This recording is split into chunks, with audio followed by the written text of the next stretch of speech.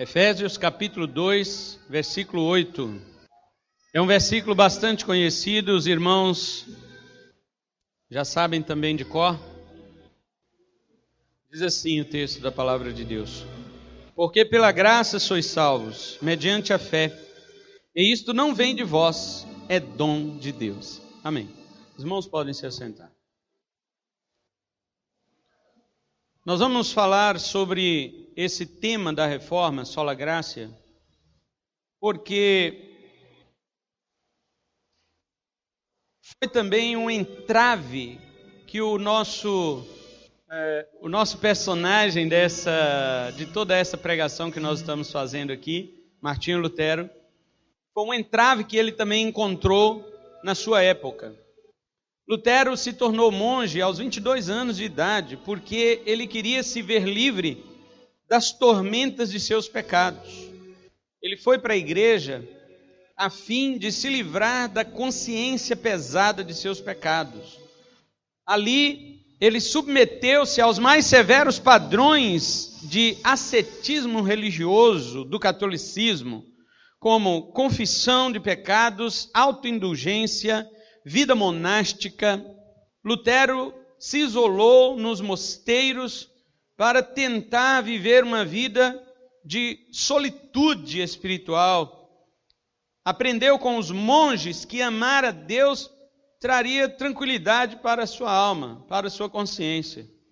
Como dizia Agostinho, e ele entrou para um mosteiro agostiniano, porque já havia cerca de 1000 anos que Agostinho tinha morrido, e Lutero entrou para o mosteiro de Agostinho, um mosteiro agostiniano, e ali corria muito solta aquela frase de Agostinho que dizia assim: ama e faz o que quiseres. Até hoje nós circulamos esta frase por aí que Agostinho disse: ama e faz o que quiseres, porque se você faz tudo motivado pelo amor, nada é pecado. Porém, não é este amor que o mundo hoje futilizou, mas sim o amor ágape, o amor de Deus. É que eles estavam falando acerca disto lá. Entretanto, Lutero, ele foi para este mosteiro, e ali ele ficou aprendendo com os monges daquele lugar. Porém, nada disso resolveu o seu problema. Ele continuava com a sua consciência pesada. Ele tinha medo, por exemplo, de quando fosse confessar um pecado, estar esquecendo outro. Quando se falava, por exemplo, justiça de Deus, Lutero pensava somente na justiça do aspecto judicial, do aspecto condenatório. Por isso a consciência dele não tinha paz. Os irmãos que assistiram o filme Lutero, vocês viram o dia que ele foi servir a primeira ceia, né? Lutero, ele começa a segurar ali o cálice e a tremer, e ele derrama o vinho.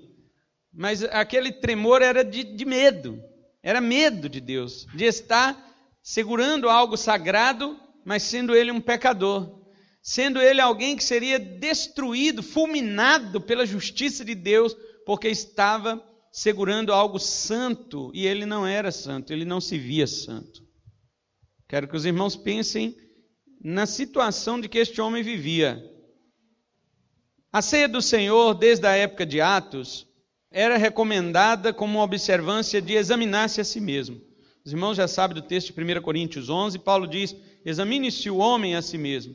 Porém, meus irmãos, mais tarde, a igreja começa a ordenar alguns critérios para a pessoa participar da ceia. Os primeiros critérios a serem ordenados pela igreja para alguém participar da ceia é que lavassem as mãos e as roupas para participar. Então as pessoas começam a achar estranho, mas não ligam muito. E aí elas se acostumam depois. Vocês já perceberam isso? Uma coisa que é frequentemente repetida, ela deixa de ser temerosa. Antigamente nós tínhamos medo de falar algumas palavras. Depois de tanto todo mundo falar, as pessoas começaram a achar normal de falar aquelas palavras. Por isso, tem lugar, região no Brasil, certas palavras que para nós são palavrões, para eles é normal no dia a dia falar. Tanto que lançaram a Bíblia aí, chamada Freestyle, ou estilo livre, que nessa Bíblia tem palavrões. Inclusive, alguns palavrões é Jesus que fala, de acordo com essa tradução da Bíblia aí. Foi feita por um crente, filho de pastor, muito renomado aqui no Brasil, pastor. E a Sociedade Bíblica, então, publica esta Bíblia. Mas, como hoje, veja bem, o que as pessoas têm intenção com esta Bíblia? Você pode falar, mas que absurdo. Por que fazem isto? Eu vou te dizer por quê. Porque a igreja mesmo deixou de respeitar a Bíblia. Dentro da igreja mesmo, no meio das pessoas mesmo.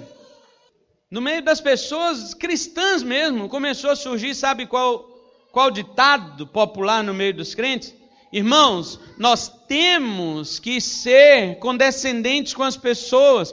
Por exemplo, você não vai pregar o evangelho para um skatista falando desse jeito que você prega na igreja. Você vai pregar para um skatista falando na língua dele. E aí, brother, como é que tá e tal. E você tem que ter a linguagem do surfista, a linguagem do drogado.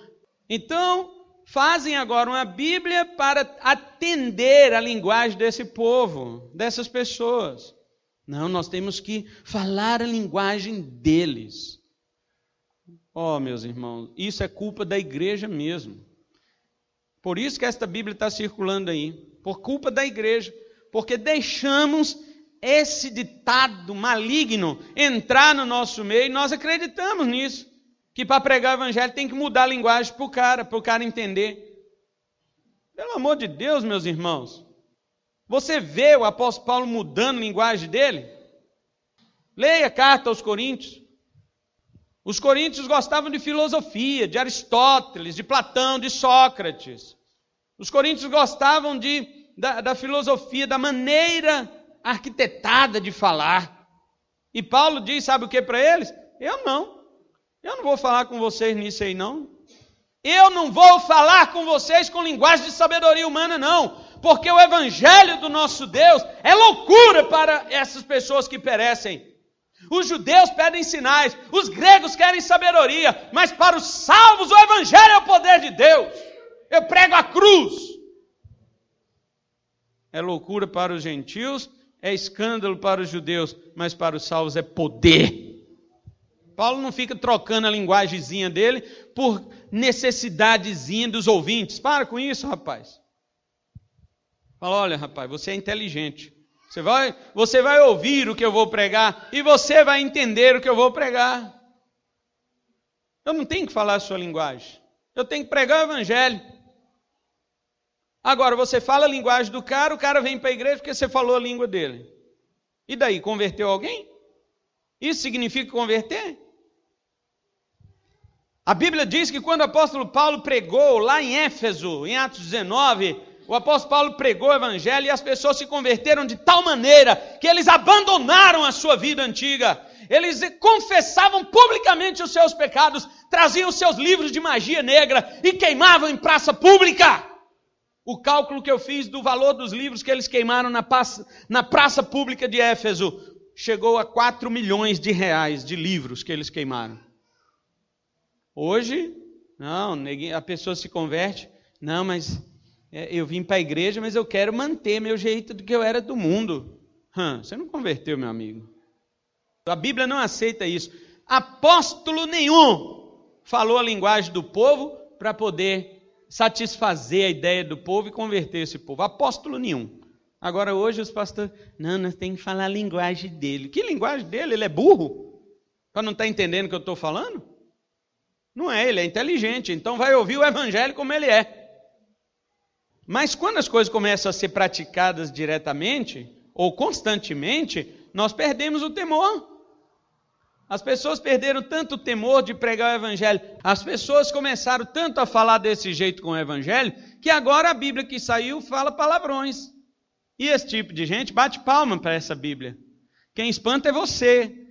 Quem espanta sou eu. São as pessoas que gostam da moralidade. Mas quem gosta da imoralidade não está nem aí. Ele fala que bom que saiu uma Bíblia assim. Os homossexuais também não fizeram a Bíblia deles, onde eles arrancam da Bíblia todos os textos que os condenam?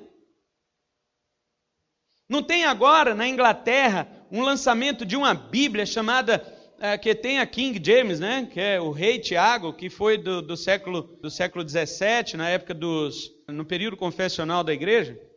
O rei Tiago mandou, da Inglaterra, fazer uma versão da Bíblia para ele. Existe hoje, está até traduzida agora para o português, lançou ano passado. A Bíblia completa é chamada versão King James. Você pode comprar uma boa versão, é baseada na atualizada e tem também uma linguagem mais fácil de você entender. Mas agora a Inglaterra lança uma Bíblia com a versão Queen James. Queen é rainha, não é? King é rei. Queen é rainha. Rainha James. Então quer dizer, na verdade, James, que era Tiago, ele não era tão James assim. Né? Ele não era tão homem, tão rei assim. Ele era mais rainhazinha. Então agora começa, nessa Bíblia, Deus não é pai, Deus é mãe. Eles colocam que Deus é mãe, Deus não é pai. Os irmãos estão vendo onde que chegou o desrespeito para com a palavra de Deus. E nisto, meus queridos irmãos, vai surgindo coisas piores. Nós não vamos ficar aqui falando destas coisas. O que eu quero citar estas coisas como exemplo é para os irmãos entenderem que uma coisa só se torna espantosa no início, depois todo mundo acostuma. E veja bem, a igreja só tinha um mandamento quanto à ceia: observe-se o homem a si mesmo, julgue-se o homem a si mesmo para participar da ceia. Mas agora a igreja começa, não, lave as mãos e lave as roupas para participar da ceia. Aí todo mundo espanta no início, mas depois acostuma, tem que lavar as mãos e tem.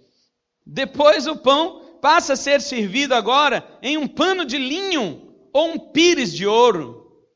Se não for assim, então não é ceia mais. Aí a igreja começa agora a colocar coisas, né, envolver talismãs.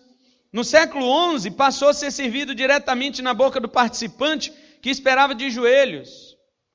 Aí até hoje mantém o costume da igreja católica de não dar o vinho para o fiel, dá apenas a hóstia, e é dada diretamente na boca. Isso começou no século XI, começou também a ser negado o vinho para o participante. Veja bem, aos que estavam perto da morte, doentes a ponto de morrer, o pão era servido como alimento de jornada. E depois, quando era servido pão para as pessoas que estavam perto da morte, olha, isso aqui é seu alimento de jornada, vai com Deus para o céu, né? Aí as pessoas, algumas eram curadas, então se tornou o pão um amuleto. As pessoas começavam a tomar para evitar acidentes, doenças, para evitar morte. Depois disso, a ceia foi, junto com a crença popular de fazer ofertas por parentes mortos e orar por sua alma no aniversário de sua morte, a ceia foi dada em favor do parente morto. Gregório Magno já havia estabelecido desde o século VI a doutrina do purgatório. Então, chamavam-se os parentes das pessoas mortas e diziam: eu vou te dar uma ceia para salvar o seu parente morto. Veja bem, isso começou com a ceia, com o sacramento. E depois se torna uma crença estabelecida de que a missa realizada em favor de pessoas mortas podia reduzir as penitências e as punições temporais, não apenas dos vivos, mas também aos mortos, aliviando a sua pena no purgatório. Chegava conversando com o nosso professor aqui do seminário de História da Igreja, ele dizia que havia papas e padres que faziam promessas de que a indulgência sendo praticada pelo fiel, ele podia reduzir a penitência do purgatório do seu parente em até 1.800.000 anos. Mas como assim? É só fazer os cálculos que não dá certo. Está igual o povo aí falando que vai vir 13 navios, né? 13 navios trazendo 1.800.000 muçulmanos para o Brasil. Eu falei: meus irmãos, que navio é esse? O maior navio que eu ouvi falar do planeta Terra, que só tem um, ele cabe 6.000 pessoas. E 3.000 tripulantes, que são as pessoas responsáveis por fazer o navio funcionar. Supondo que todos os 9.000 ali dentro sejam muçulmanos, como vai vir 13 navios desses, só tem um no mundo? E é navio de cruzeiro. Ele não é navio de viagem. Não vai vir. Mas vamos supor que tivesse 13 desse. Não tem. 9.000 vezes 13 dá quanto? Quanto que dá 90 mais 27? 117 mil. Aí vem o cara me dizer que 1.800.000 muçulmanos vai vir para o Brasil em 13 navios. Eles vão morrer tudo afogado, irmão. Não vai dar conta de chegar. Eles vão pesar o navio. E eu já disse para os irmãos, quanto mais homem-bomba existe, menos homem-bomba existe. Outra coisa. Porque eles falam que o muçulmano quer explodir o Brasil. Deixa explodir. Quanto mais homem-bomba existe, menos homem-bomba existe. Outra coisa que enfraqueceu a doutrina da graça na Igreja Católica foi a diferenciação entre pecados mortais e pecados veniais. Os pecados mais graves e os pecados mais simples. Algo bastante subjetivo para classificar, visto que a Bíblia não trata os pecados desta maneira. Então a Igreja Católica começou a classificar certos pecados como sendo absurdos, pecados mortais. Então assassinato, vários outros tipos de pecado que eram agravantes para a sociedade foram considerados como pecados mortais. E outros pecados como ciúme, a raiva, com a discórdia, os pecadinhos que não fazem mais problema, não causam muito problema, pecados veniais. Então essa diferença era feita mais ou menos assim. Você tem que confessar os seus pecados. Veja bem, a doutrina de diferença de pecado veio junto com a doutrina de confissão auricular de pecados. Você tinha que confessar seus pecados ao sacerdote e ele iria estabelecer uma penitência para você. E você obedecendo aquela penitência, você reduzia os seus pecados, você eliminava alguns pecados. Mas se os seus pecados eram graves demais, você tinha que atender a uma penitência maior. Porém, entrou agora as indulgências. Indulgência significa o perdão completo. Essa indulgência era vendida. Se você puder pagar por uma indulgência, estes pecados que você cometeu, que a sua penitência não daria para você pagar por eles, você paga em dinheiro que nós vamos indultar você. Você vai ficar indultado, indulgente do seu pecado. Assim que começou o problema na época de Lutero. Porém, bem antes disso. Lutero não foi o primeiro a se revoltar contra esta prática da igreja. 100 anos antes dele, João Hus, um boêmio também, ele não é boêmio no sentido que nós conhecemos, cara do bar, não é isso não. Boêmio é mais ou menos ali do sul daquela região onde hoje se encontra aquele país polaco lá, como é o nome? Polônia. Então, por aquela região ali que era conhecida os boêmios.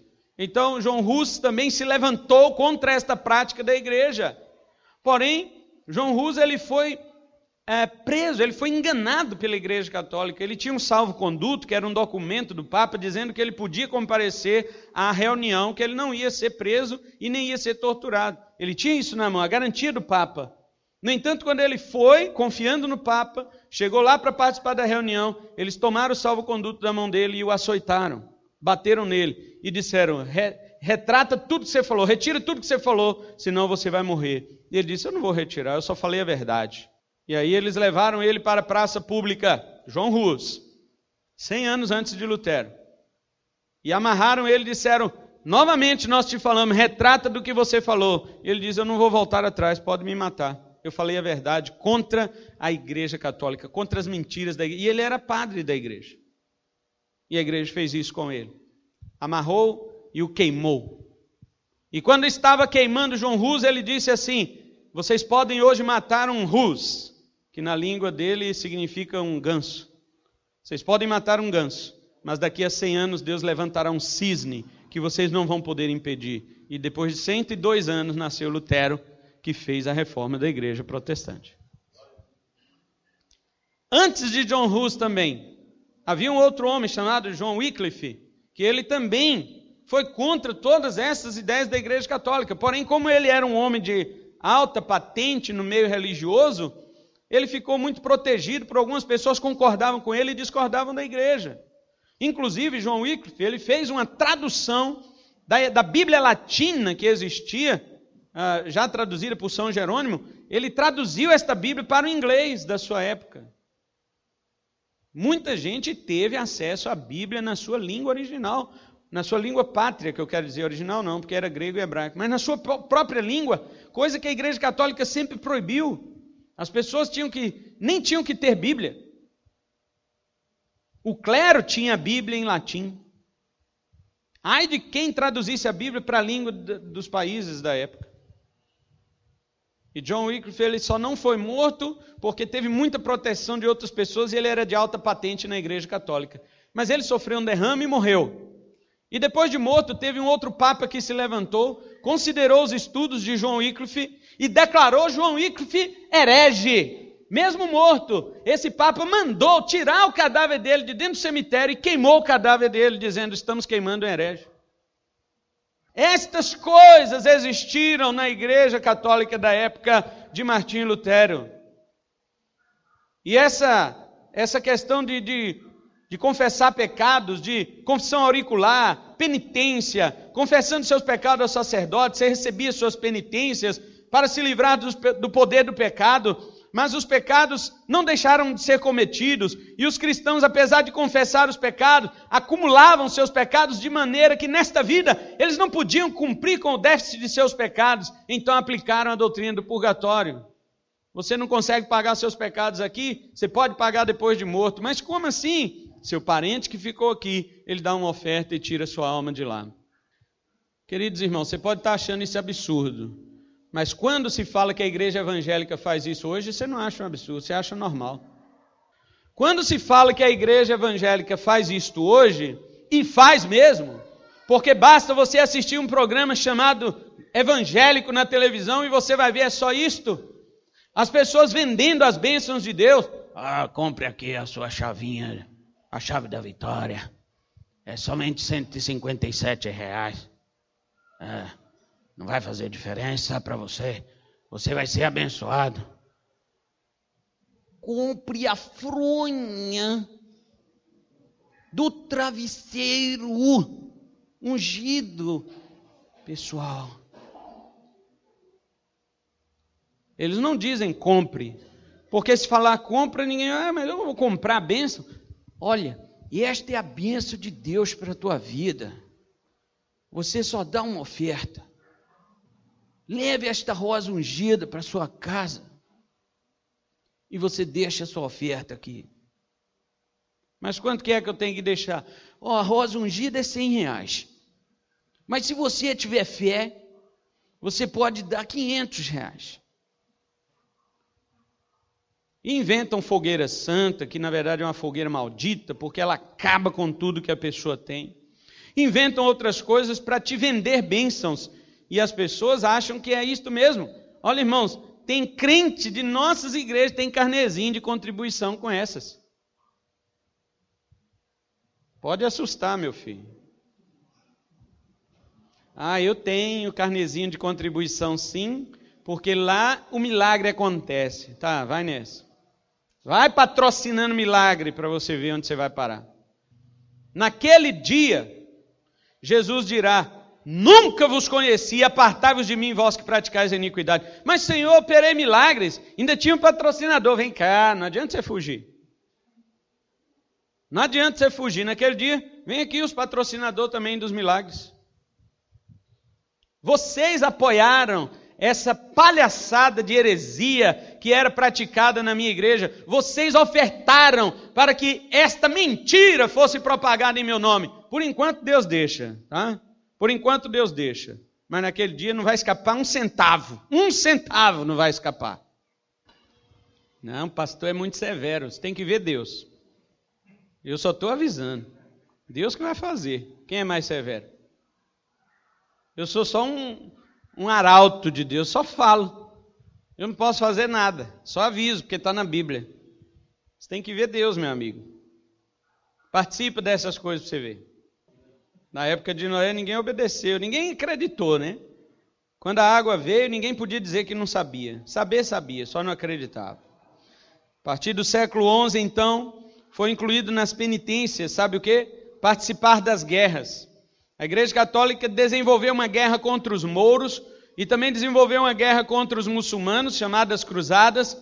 Esta guerra você podia participar, porque você participando como um cristão, das cruzadas, das guerras, você podia ser absolvido de seus pecados.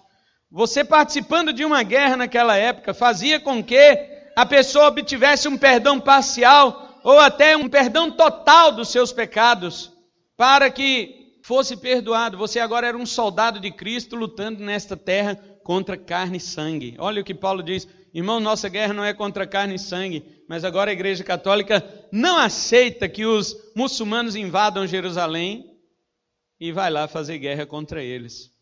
Ganhou só a primeira, de 12 cruzadas perdeu 11. Além de serem derrotados humilhantemente pelos muçulmanos, os cristãos daquela época pecaram contra o mandamento bíblico, que a nossa luta não é contra carne e sangue. Naquela época do século XII, levantou-se um homem chamado Francisco de Assis, da cidade de Assis, na Itália. E este homem era filho de um homem rico, que era dono de uma fábrica de roupas. Quem tinha fábrica de roupas naquela época era rico. E Francisco, então, ele começou a fazer doações para as pessoas pobres e carentes. Então, o seu pai disse para ele: você não pode fazer isso. O que você tem não é seu, é meu. Até a roupa que você está vestido é minha. E Francisco de Assis disse para o pai dele: então, toma a sua roupa. Arrancou a roupa, ficou nu, jogou a roupa aos pés de seu pai e foi embora. Vestiu qualquer coisa que achou na cidade, abriu um mosteiro, fundou um mosteiro, até hoje conhecido como o mosteiro franciscano, e então estabeleceu que ali só iam padres, freis, sacerdotes que de fato quisessem abrir mão da riqueza. Eles faziam um voto de pobreza. E muita gente se aderiu a São Francisco de Assis no século XII, bem na época da Guerra das Cruzadas, na guerra da igreja contra os muçulmanos. São Francisco de Assis foi lá, na barba do sheik, e falou com ele: eu quero falar de Jesus para você. E espancaram ele ali e falaram: é um cristão, matem-no. E o sheik, então, o calife, né, ele dizia assim: não mata não, porque ele não está armado. Como esse homem é louco de vir aqui em plena guerra, muçulmanos e cristãos, e ele vem desarmado, o que você quer? E ele diz: eu quero falar do amor de Jesus para vocês, sozinho, desarmado, na época de guerra. E o calife diz assim: não, você sabe que nós estamos em guerra. Aí ele diz: mas os meus irmãos cristãos não sabem o que estão fazendo. O meu Senhor Jesus disse que nós não devemos pegar em armas. Os nossos apóstolos diziam que a nossa luta não é contra o sangue nem contra a carne. Eu quero falar do Evangelho de Jesus para vocês. E o calife dizia: então entra, deixa esse louco entrar, vamos ouvir o que ele tem a dizer. Aqueles muçulmanos ficaram tão impressionados com o evangelho que Francisco de Assis pregou para eles, que eles disseram para Francisco assim: olha, se fosse por você e seu Jesus, nós nos tornaríamos cristãos. Mas por causa dos seus irmãos cristãos, da sua religião cristã, nós vamos continuar muçulmanos e vamos à guerra e vamos defender as nossas terras. E mandaram ele embora e falaram: não volte mais aqui. E ele foi embora chorando porque queria converter os muçulmanos. E quando ele chega de volta no mosteiro que ele havia fundado, ele encontra os demais freis ali, os demais frades que estavam ali, ricos, já com grana, colocando o mosteiro para ficar bonito, enfeitando disso e daquilo. E ele jogou aquele negócio no chão e disse: nós fizemos voto de pobreza, vocês quebraram seus votos, vocês não têm palavra. E saiu dali mais triste ainda com o cristianismo e foi embora. E viveu ermitão, sozinho pelas montanhas, onde então ele só falava com Deus e chamava os elementos da natureza de irmãos e irmãs. Irmão sol, irmã lua, irmão pássaro, porque ele não confiava mais nos cristãos. Depois de algum tempo encontraram ele doente no meio daquelas cavernas da montanha. E segundo a lenda, acharam nele todas as chagas de Cristo no corpo dele. Eu me pergunto, por que a Igreja Católica venera um santo deste, São Francisco de Assis, e ela é oposta às ideias dele? Ela é abundante em riqueza, enquanto ele era extremamente pobre, voluntariamente. Eu me pergunto por que crente hoje fala mal de santo e não sabe a história do cara. São Francisco, o sangue de Jesus tem poder, é um demônio. Demônio é estes que estão por aí pregando nos púlpitos, arrancando o dinheiro das pessoas, e vocês não falam nada. E quando tem alguém que fala, diz: não julgueis. Eu já disse que eu não sou juiz. Eu sou um analista. E você tem que ser, porque a Bíblia diz para a gente analisar. A Bíblia diz sim para nós analisarmos. O juiz é Deus. Naquele dia não vai escapar um fio de cabelo, meu filho. Naquele dia não vai escapar nenhuma letra das palavras enganosas que foram ditas. Aí chama São Francisco de demônio e aplaude os lobos de hoje que estão por aí enganando as pessoas. Vai entender. Pois bem, agora com o surgimento das indulgências, os vendedores das indulgências diziam o seguinte: na época de Lutero existia um vendedor de indulgências chamado João Tetzel. Este homem, ele era formidável vendedor.